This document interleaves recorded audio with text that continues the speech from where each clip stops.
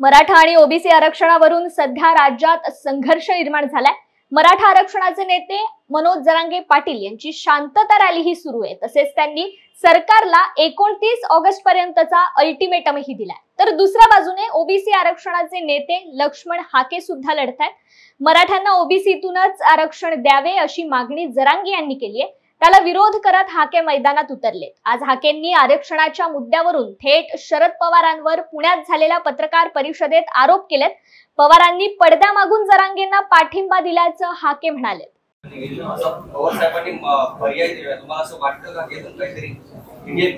शरदचंद्रजी पवारांचं असं वक्तव्य म्हणजे हा टाइमपास आहे। शरदचंद्रजी पवार ओबीसी आरक्षणाकडे संवेदनशील भावनेने पाहत नाहीत असा माझा आरोप आहे। शरदचंद्रजी पवार महाराष्ट्राचे जाणते नेते आहेत।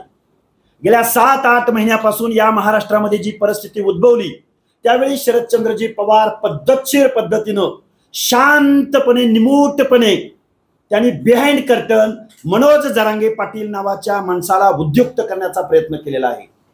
शरदचंद्रजी पवार जर पुरोगामी नेते असतील तर त्यांनी इथल्या भटक्या विमुक्तांची त्यांनी भाषा बोलली असती। त्यांनी ओबीसींच्या सामाजिक मागासवर्गीयांच्या हक्क आणि अधिकाराविषयी ते बोलले असते। पण शरदचंद्रजी पवार मागच्या काही दिवसामध्ये मुख्यमंत्र्यांनी सर्वपक्षीय नेत्यांची बैठक बोलवली होती। शरदचंद्रजी पवार आणि त्यांचा अलायन्स त्या बैठकीला गेला नाही। या प्रश्नाची उत्तर शरदचंद्रजी पवारांनी द्यावीत।